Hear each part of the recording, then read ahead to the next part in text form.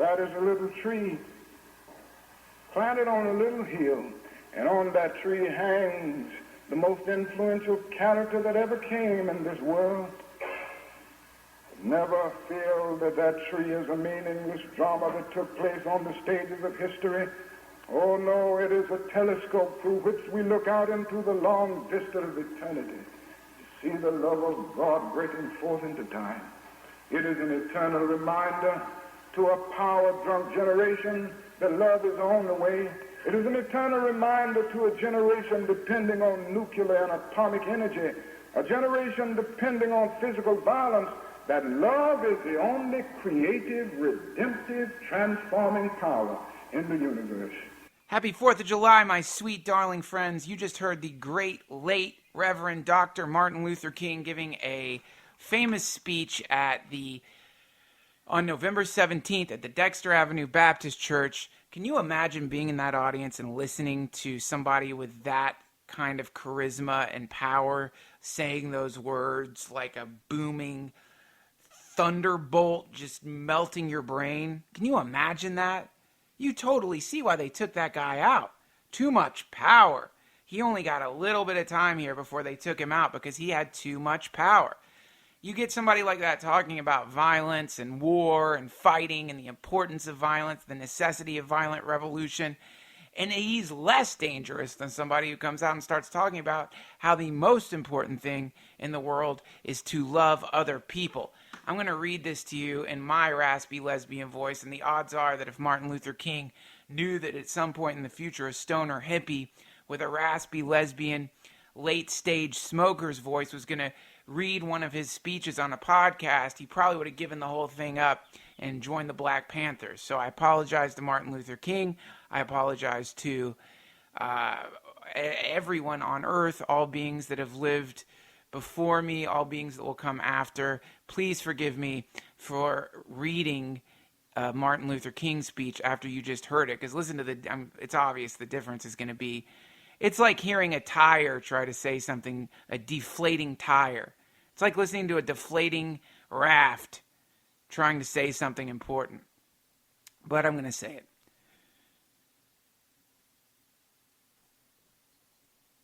There's a little tree planted on a little hill, and on that tree hangs the most influential character that ever came in this world.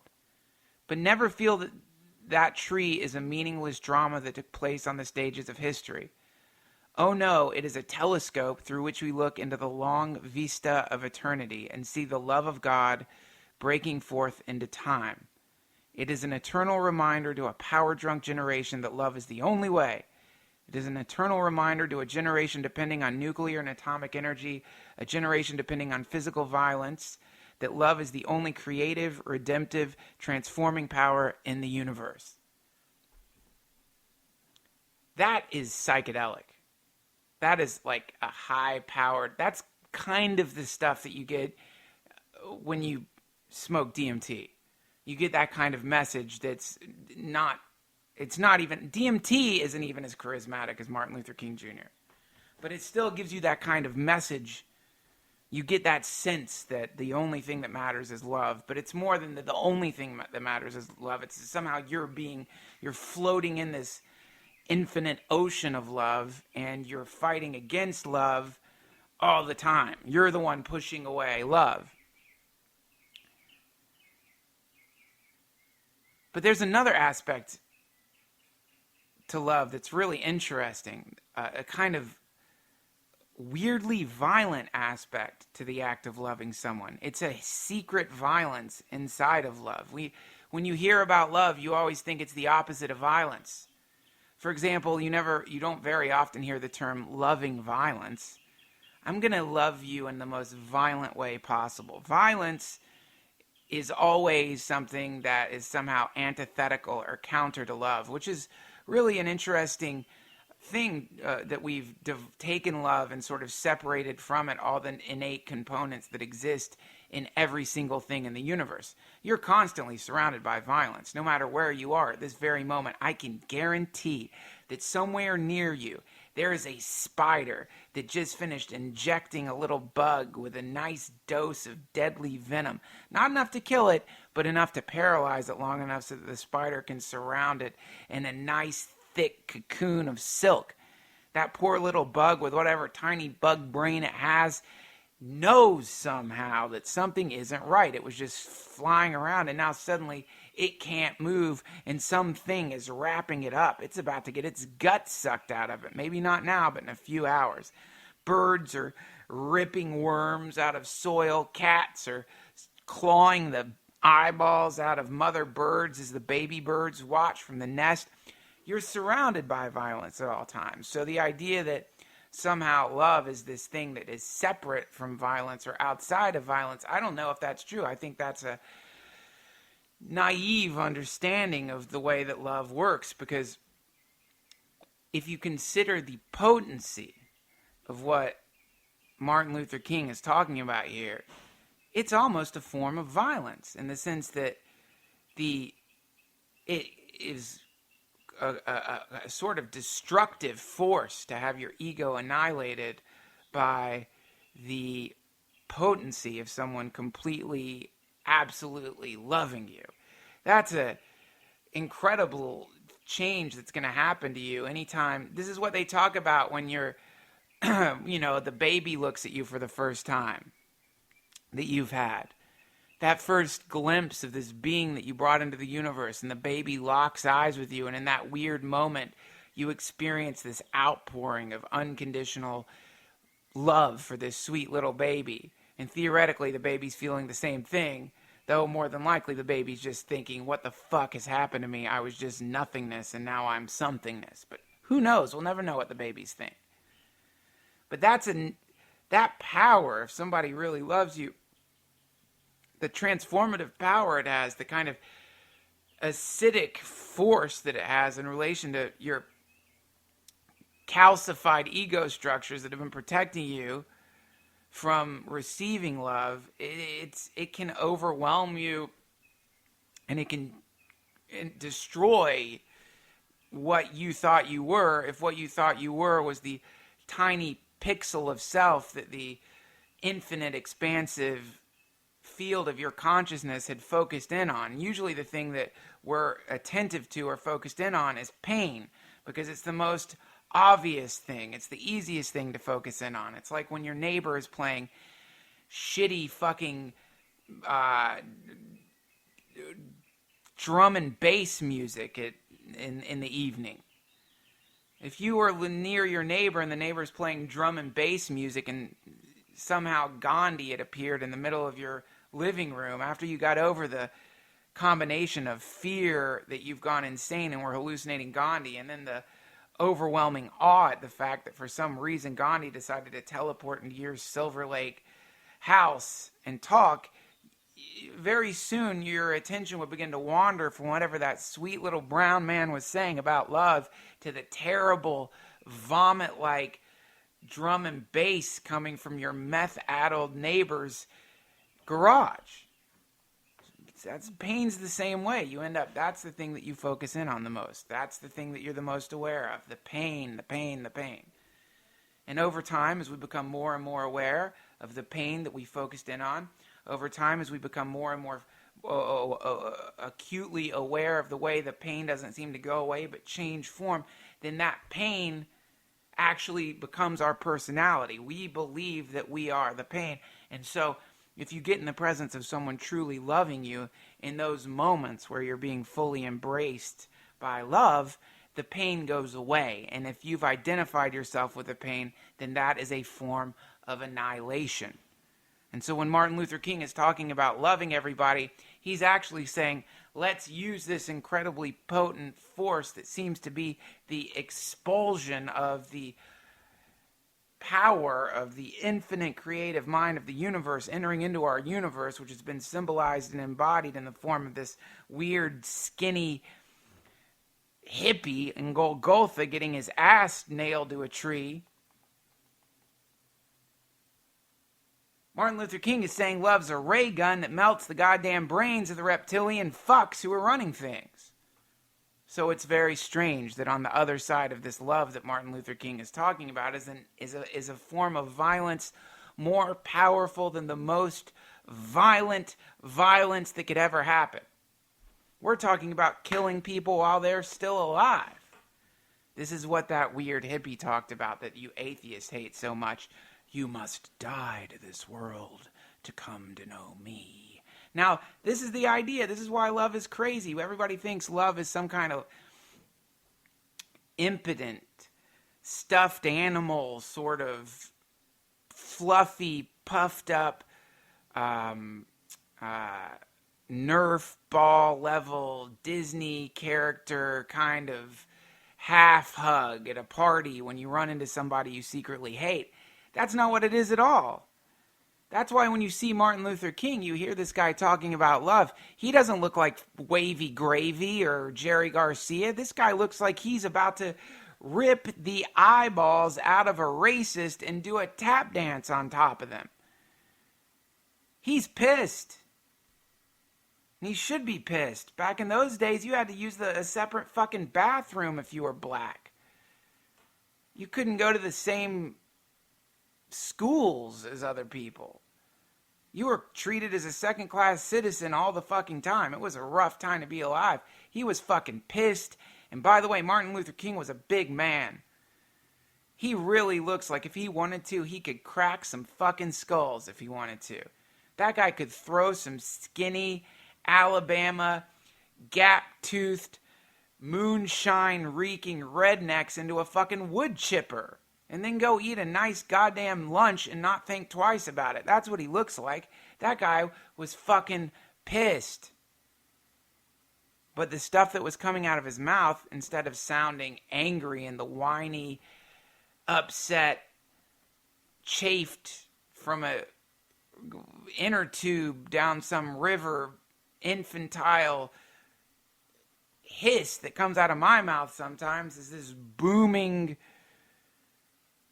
expansive, all-encompassing super potency. That is transformative.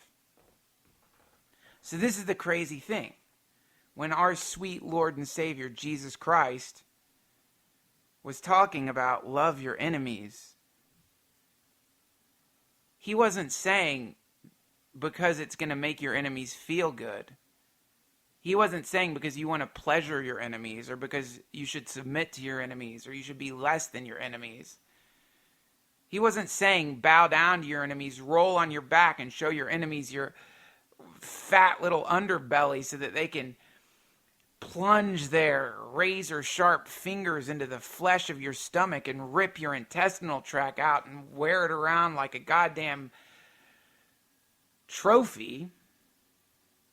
He was saying that the only way to truly transform people is to love them. The only way you're going to change your enemies is to love them. That if you're hating someone, angry at someone, upset at someone, that's going to do shit to transform the universe around you. Because if you get to pick what kind of universe you want to live in, what kind of universe would it be? I know there's something romantic about the idea of having enemies. I know there's something fun about it. It seems like there's probably a million great fucking quotes about how wonderful it is to have enemies. Voltaire probably said something. Machiavelli probably said something. All the great wits probably said some joyous thing about how wonderful it is to have people in your periphery that you hate overtly or secretly. But really, it's not that fun to have these little chunks in your mind that are actually neurological representatives of the people in your life, because that's all you've got, really. You're only around people when you're around people. Most of the time when you're around people, you're not around people. You're around whatever neurological corollary you've happened to ingest into your mind as you're sitting there alone in your house contemplating what this shithead said to you or what this asshole said to you. You're not even around them. You're hallucinating, basically. You're sitting there with all these images of these people in your mind that have done you wrong, but really you're just looking at you. Little bits of yourself that you've segregated away from your consciousness and transformed into some kind of rubber stamp representation of these people who you could never possibly even know. Why? Because you don't even know yourself. You only know one tiny little piece of yourself. We only know one tiny little piece of ourselves. As everybody says, the conscious mind is like the very tip of an iceberg emerging from an ocean broiling with subconscious tides and weird, multi-eyed creatures, strange images that you can't accept, awful feelings that you had when you were a child, or terrible events that happened to you that you can't even remember anymore. Not to mention, underneath all of that, in the same way that we now know that somewhere in the Pacific Ocean there is a giant skyscraper-sized super shark that eats whales like French fries, underneath all of you there's some howling, screaming, octopus-like beast that is just constantly screaming about the inevitability of our own complete disillusion into infinity. Nobody wants to die.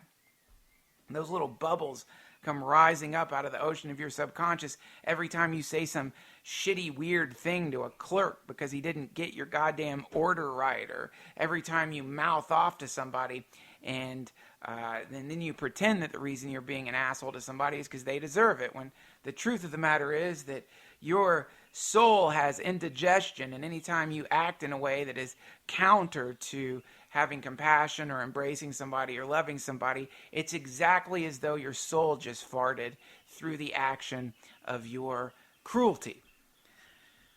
But if you really want to be cruel to somebody, like if you really want to get somebody, you really want to stick the fangs of the adder deep into the neck of whatever son of a bitch did you wrong, took your man, took your woman, took your house, took your job, unfairly subjected you to some kind of terrible experience, whether it was they told you to go see a goddamn Marvel comics movie, which always suck, yeah, I said it, or whether they did some awful thing like talking shit about you to somebody and it cost you a friend or a job or who knows what.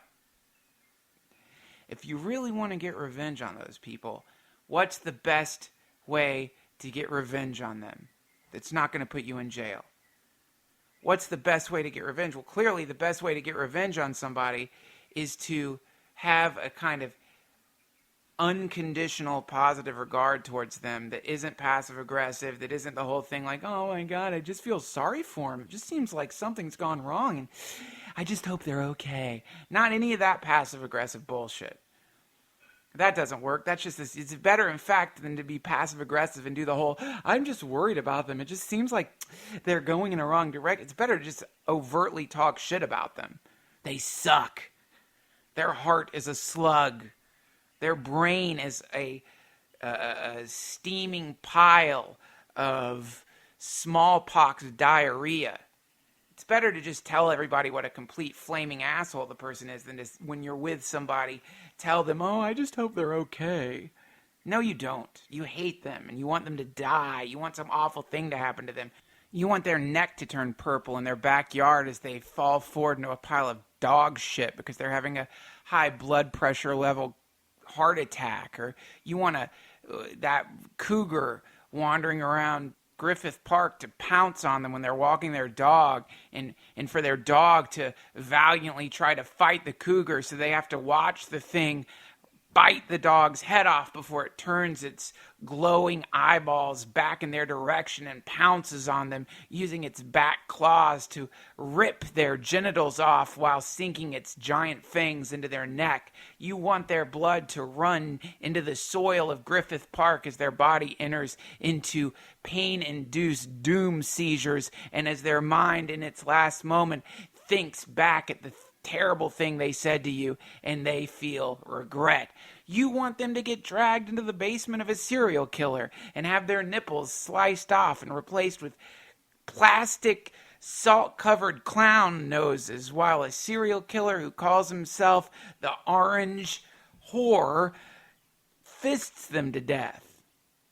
That's what you want. You're not fooling anybody when you feign this kind of compassionate love for somebody. You secretly want to eat cyanide. It doesn't work. Everyone can see it, and it just makes you seem weak. There's nothing worse than when you're around somebody who is acting concerned about a person they clearly fucking hate. It's the worst. You're not fooling anyone. The stink of your hate rises up out of your words like an old piece of Korean barbecue stuck in the mouth of a frat boy who's been drinking Miller Lights and snorting baby laxative-laced cocaine all night.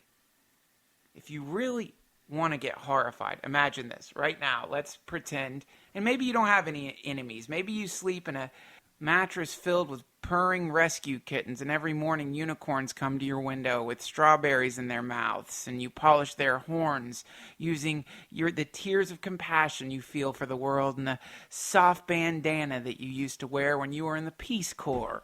And maybe every single thought you have is like the singing of a million angels. And the song they're singing is a song of joy and gratitude just to exist in this beautiful dimension, just to be able to float in the great nectar-filled ocean of love that is all of our birthrights. But many of us aren't like that, you boring turd. Many of us have hearts that are filled with swarming hate bees, and every time we open our mouth, they go flying out into the world and sting whatever is closest to us. If you're one of those people, then I invite you to imagine that someone had given you some kind of magical device that would allow you to go through the minds of every single enemy that you have. Maybe it's just one enemy. Maybe it's multiple enemies. Maybe you don't want to use the term enemy. You just have people you have an uncomfortable, turbulent connection with that is based on past events that didn't meet your expectations. Or maybe they're just some people that have accidentally said stuff to you that bothered you. Maybe all of that's happening. You can pick whatever one you want. Let's just say enemies for the sake of getting down to the bones of the situation. Somebody gives you a device, and you can go through the minds of all the people that have wronged you and see the way that they feel about you. Now, what's going to be the thing that hurts you the most as you scan through the minds of these people you're angry at? What's going to really piss you off? Is it going to be that your theories about what this person thought about you are absolutely correct, and that once or twice a day, maybe 3 times a day, they spend a good 4 minutes thinking about what a filthy little human shitbag you are? In traffic, they grit their teeth, squeeze the wheel, shake their heads sadly, and just consider what a turd you are. And talk about you behind your back with people that are important to you. Now, imagine that. If that was the case, and you could go into the minds of your enemy and you saw that that's how they felt, then really nothing would change in the way that you felt about them outside of a kind of magnification of your anger towards them. At the very most, you would just get a little more angry. Your poor little asshole would clench a little tighter. Your stomach would bubble a little bit more with anger fluids, and your brain would secrete whatever terrible neurotoxins go along with feeling anger. And that tiny little fissure in your stomach would widen a little bit, and a new hemorrhoid might poke out, and maybe your sperm count would go down, and your feet would start smelling a little worse. But ultimately, nothing's going to happen more than that.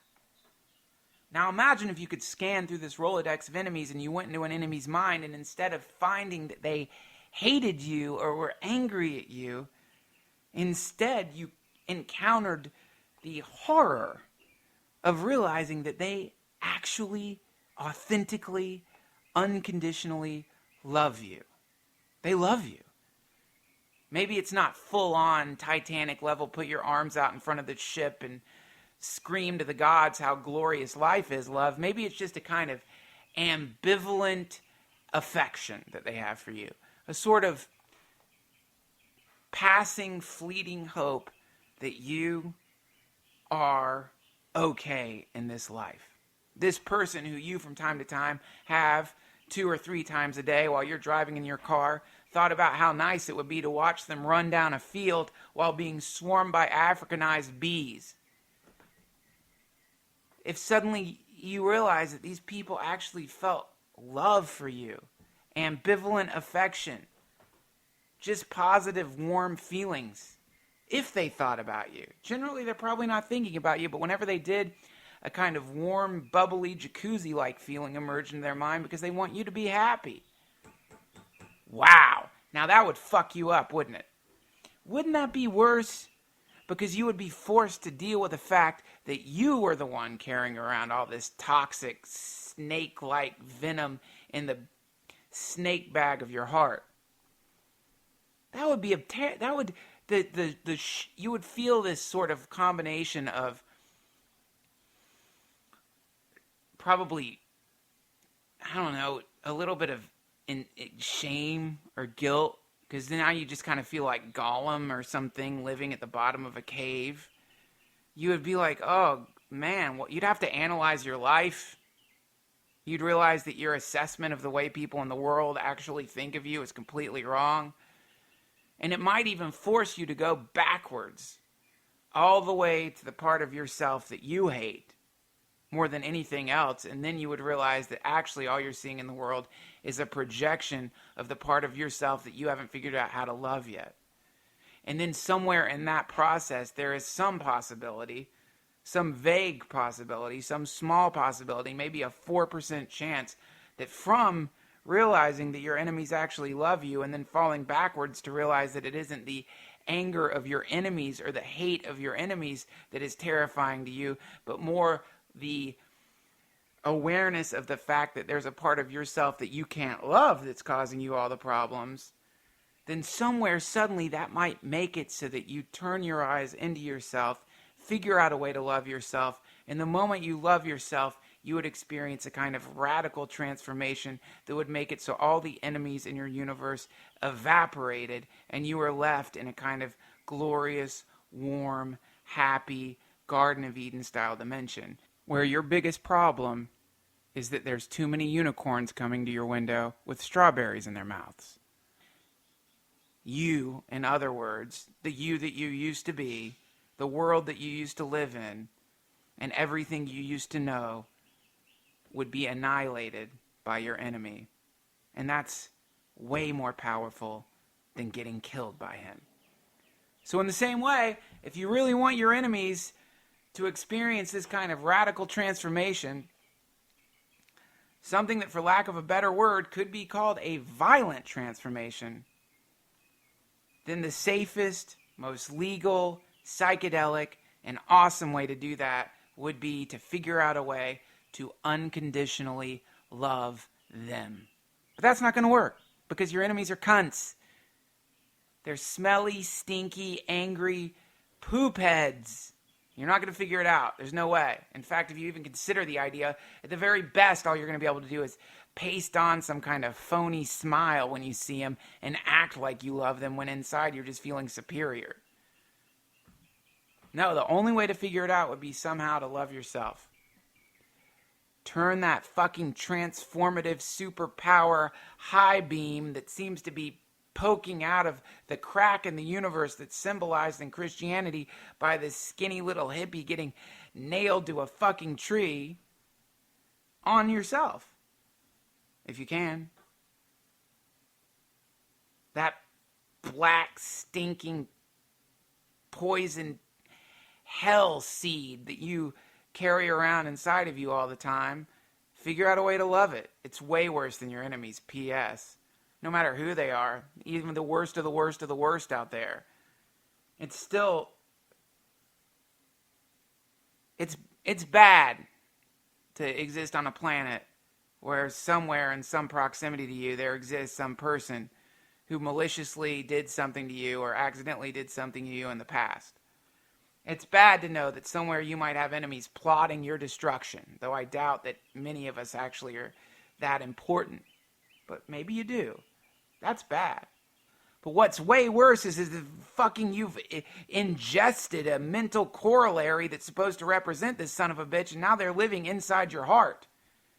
Can you imagine if suddenly your landlord or your wherever you live, your parents or I don't know where you live, but if somebody told you that your very worst enemy was going to move into your house and there's nothing you could do about it, you'd leave. So now imagine how even more horrifying that is if some mental representation of your enemy has somehow climbed inside of you. That's way worse. What's the solution? Because whatever mental corollary you have, whatever the neurological representation known in the Yoga Sutras of Patanjali as the vrittis, the thumbprint of the universe neurologically pressed into your mind, Because you have to recognize that anytime you imagine a person, you're not like making a telepathic connection with that person, but rather you're just summoning up the exact amount of neurotransmitters to create a sense of this person in your mind. Unless you're a New Age crystal buff, in which case you think you have a kind of infinite array of microtubules stretching out from you that kind of create a quantum connection with all living beings, and not just on this planet, but in all time and space, known as the Net of Indra. Google it. Regardless of whether or not you're some kind of psychic super octopus with quantum tubules connecting you to everyone you ever met, or whether you've just digested the universe and have a neurological living reflection of the universe that's inside of you at all times, the ultimate solution would be to figure out a way to forgive, empathize, and love those parts of yourself which are currently being taken up by the shadow of those you think are your enemies. Love that fucking thing. Shine some light on it. It's just you anyway. See if you can. Watch the feeling the next time that enemy of yours mentally emerges in your mind and you get in one of those fake conversations. Can you change? Can you love that guy? Change the conversation the next time you start chatting with a shithead who stole your girlfriend or your money or your car or your house or your job or your happiness.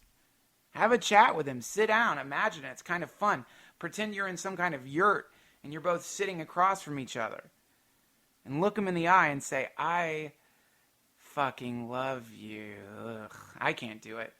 See if you can. Let me know. Maybe it'll work. Here's my theory. If you figure out a way to do it, if you figure out a way to embrace yourself, and that doesn't mean suddenly, it doesn't mean accepting the part of yourself that likes to go walking down by the river and kick squirrels or baby ducks or whatever horrible thing that you do. It doesn't mean continuing that. It just means look at it, see if you can love it, and watch what happens to your life, because every time you figure out in the most tiny, tiny, tiny little way to forgive the part of yourself that you're most ashamed of, or that you're even slightly ashamed of, or even if you're minorly embarrassed by it, there is a change that will happen in the external universe 700 times more powerful than the change that happens in the internal universe. This is what the mystics say. Like Martin Luther King. I think it's true. So on the 4th of July, when for every firework that explodes in the sky above you, instead of imagining that those fireworks are miniaturized enemies being simultaneously blown to smithereens and incinerated by fire, imagine that those things exploding are the external representation of the energy of love being directed to the parts of the world that you haven't figured out how to harmonize with yet. Or even better, just enjoy the fireworks and get drunk. Forget all this rambling nonsense and have a good time. Stop over-intellectualizing everything, you damn weirdo. Just shove your face in some watermelon and go finger your darling. That's how you enjoy the 4th of July. But how are you going to enjoy the 4th of July if your heart is a trash can filled with rage puke? Okay, let's end this weird rant with a little bit of coherence.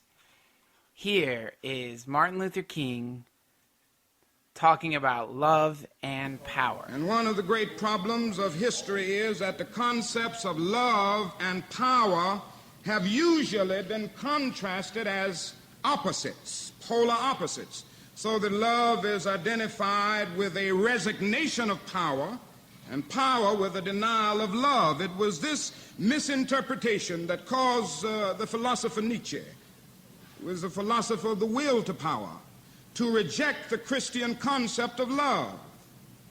It was the same misinterpretation which induced Christian theologians to reject Nietzsche's philosophy of the will to power in the name of the Christian idea of love.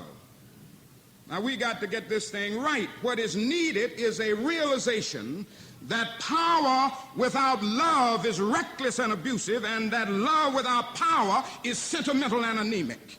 Power at its best.